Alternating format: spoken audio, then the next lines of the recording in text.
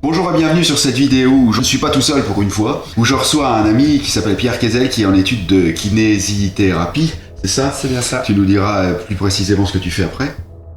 Et qui va nous parler de plusieurs choses, notamment sur le bien-être du musicien, parce que vous savez tous que, bien sûr, sur ma chaîne, je suis avant tout musicien, faut pas l'oublier. Et donc, il y a une chose qui est capitale, c'est l'échauffement. Donc, dans cette vidéo, on va commencer par parler d'échauffement et on dérivera sur ce qui doit être dérivé après. Donc, pour l'instant, je vais laisser mon ami Pierre se présenter et pourquoi il est là également, et voilà. Donc, je t'écoute. Donc voilà, je suis Pierre Quézel, je suis étudiant donc en dernière année de massokinésithérapie à l'école de Lille. Et j'ai décidé de réaliser mon travail de fin d'études justement sur les musiciens. Alors pourquoi les musiciens? Moi depuis le début de mes études, quand je suis arrivé là à l'école de kiné, on m'a tout de suite parlé des sportifs, énormément des sportifs. Et moi je suis musicien depuis toujours, ma famille est musicien. Et je me suis vite posé la question, mais et les musiciens ils doivent bien avoir des problèmes? Si oui, lesquels? S'ils en ont pas, tant mieux.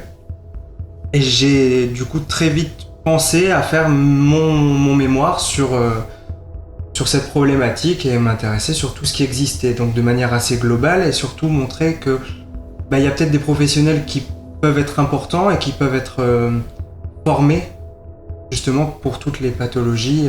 Des professionnels en kiné en fait. En kiné ou même pas forcément, il existe des médecins qui sont formés, donc ça c'est avec en faisant des recherches, j'ai vu qu'il y avait des médecins, des kinés et plein d'autres personnes qui étaient habilitées à prendre en charge les musiciens. Et donc il y a notamment l'association qui s'appelle la médecine des arts. Vous trouverez le lien en description, bien sûr. Qui s'intéresse vraiment à la problématique des musiciens et autres artistes. Et eux font des formations qui sont ouvertes à tout le monde, aussi bien aux musiciens qu'aux professionnels de santé. Et donc en discutant avec des amis et tout ça, il y a beaucoup de musiciens qui ont des problèmes. Quand ils en parlent à leur médecin généraliste par exemple, ils sont un peu déçus de la consultation parce qu'il n'y a pas forcément la connaissance de la culture du musicien qui est derrière. Et ils se retrouvent parfois sans réponse. Et donc je trouvais important de montrer qu'il y a des réponses justement qui sont pas forcément exhaustives, que j'ai pas forcément personnellement, mais il y a des endroits où on peut se renseigner. Et toi tu voudrais peut-être en créer un endroit justement. Ah oui, moi j'ai l'ambition justement de me former auprès de la médecine des arts, recevoir des musiciens. Après mon métier, je veux aussi recevoir des personnes autres. Mais je trouve que allier mon métier que j'adore et ma passion, c'est ce qui me paraît plus important. Donc là on est en plein dans le topic, si je peux dire, de mes vidéos. Vous commencez à me suivre depuis quelques temps. Et vous savez que la passion, c'est ce qui anime justement toutes mes vidéos. Et donc là c'est la première fois que j'ai l'honneur de recevoir quelqu'un qui me parle d'une chose de laquelle il est passionné au même titre que moi.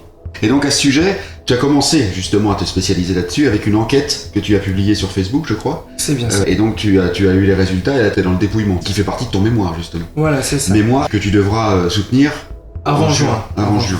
D'accord. Donc tu peux nous parler un petit peu de ce sondage que tu as établi? Donc en fait c'est un questionnaire qui s'adressait absolument à tous les musiciens, qu'ils soient professionnels ou amateurs. Et le but c'était de voir déjà est-ce qu'il y en a qui souffrent. Donc s'ils souffrent pas, c'est tant mieux. Les localisations de ces douleurs.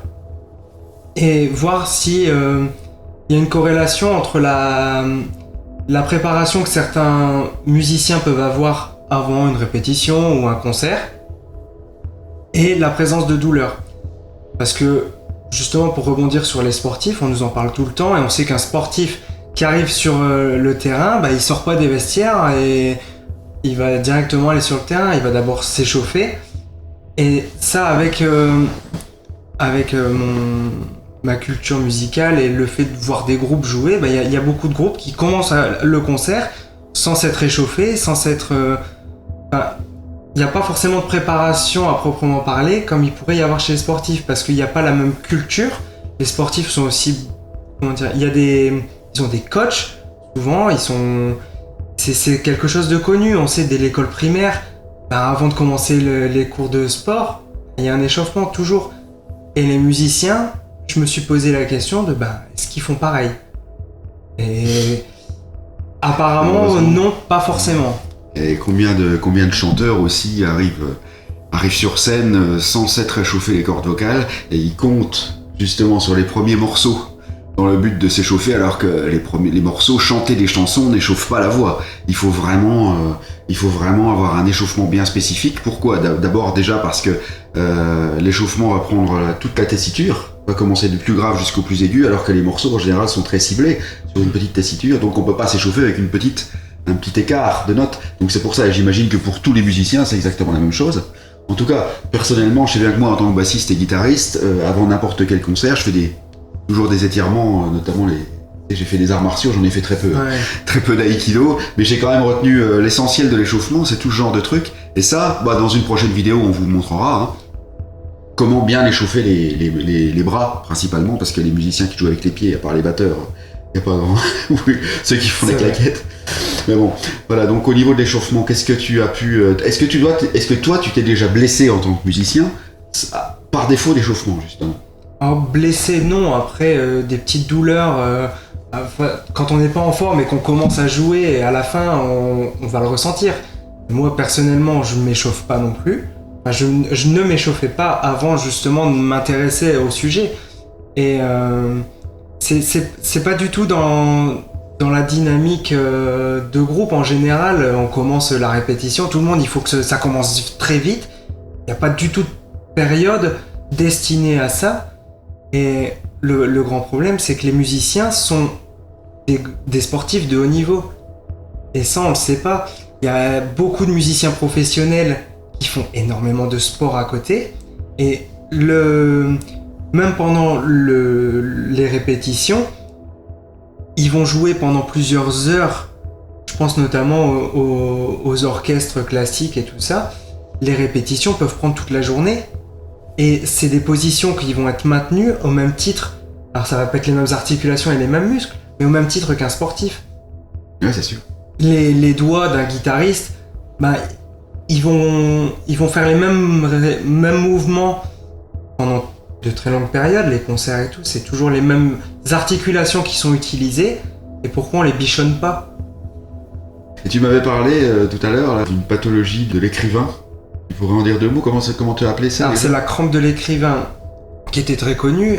La crampe de l'écrivain. Donc avant, les écrivains écrivaient tous leurs livres au stylo. Et il y a une pathologie qui est d'origine neurologique, qui fait que il va par exemple y avoir les doigts qui vont se retirer du stylo. Et c'est vraiment uniquement pendant l'écriture. C'est-à-dire qu'ils vont pas avoir de problème dans les autres activités de la vie quotidienne, et c'est ce qu'on appelle une dystonie de fonction. Donc c'est vraiment lié à la fonction, et en fait on retrouve ça chez les musiciens. Ils appellent ça la dystonie du musicien. On peut par exemple retrouver ça chez un pianiste qui va jouer des heures ahurissantes, et au bout d'un moment il y aura ses doigts qui vont se replier. Mais ça, c'est pas, comme je t'expliquais tout à l'heure, c'est pas tous les pianistes qui vont ressentir ça, et heureusement. Donc on pense que c'est vraiment lié à la répétition incessante des mouvements et des mêmes mouvements, mais et ça se soigne par exemple. Donc s'il y a des personnes qui remarquent pendant qu'ils jouent même de la guitare, il y a leurs doigts, ils n'arrivent plus à le contrôler, ils se replient tout seuls, il y a des choses à faire. Et c'est un traitement qui est très long, en général beaucoup de kinés justement pour ça. Mais ce genre de truc, ça n'arrive pas la première demi-heure, quoi. C'est vraiment quand il y a une répétition de même mouvement encore et encore et encore que ça arrive. Il faut quand même une certaine pratique, et c'est pas très longue. Voilà, c'est une certaine pratique. Après, je sais pas trop s'il y a eu des études sur le comment ça se développe, on sait pas trop en fait. Parce que sinon, tous les pianistes de haut niveau devraient développer ça, et c'est pas le cas. Ça. Et qui m'a dit en plus que c'était uniquement quand sur l'instrument, c'est-à-dire que s'il fait autre chose avec ses doigts, il n'aura pas le truc. Alors oui. Donc il doit y avoir aussi le côté mental, psychique, spirituel ou je ne sais quoi, qui dit voilà, on va t'empêcher de jouer ça parce que tu l'as joué trop longtemps. Enfin, Alors ça, dans ma chaîne Psychotie Rituel, c'est vrai que je suis assez branché là-dessus en disant souvent les blocages qu'on peut avoir, notamment avec le Ho'oponopono par exemple. Et là peut-être qu'on rejoint, mais ça fera peut-être l'objet d'une vidéo subséquente. Mais pour l'instant, bon. Ça, c'est vrai qu'il n'y a rien d'acté sur ça. Des dystonies, il en existe vraiment beaucoup dans le monde médical. Là, la dystonie de fonction, c'est vraiment lié à la fonction. Après, au niveau psychologique, je ne sais pas s'il y a eu des études sur ça. Je n'ai pas la réponse. C'est vraiment purement une maladie neurologique, mais qui se soigne. D'accord. Bon bah écoutez, on va en rester là peut-être. Je sais pas. Donc là, c'est une première vidéo pour faire un peu connaissance justement avec le garçon. Et puis bon, on se reverra bientôt parce qu'au fur et à mesure de son mémoire, enfin de sa dernière année et du mémoire qui est en train de d'écrire, de toute façon, on va tomber au tiers, c'est ça? C'est bien ça. À peu près. Donc forcément, il y aura des choses de découverte, il y aura des choses que tu auras envie de partager, j'imagine.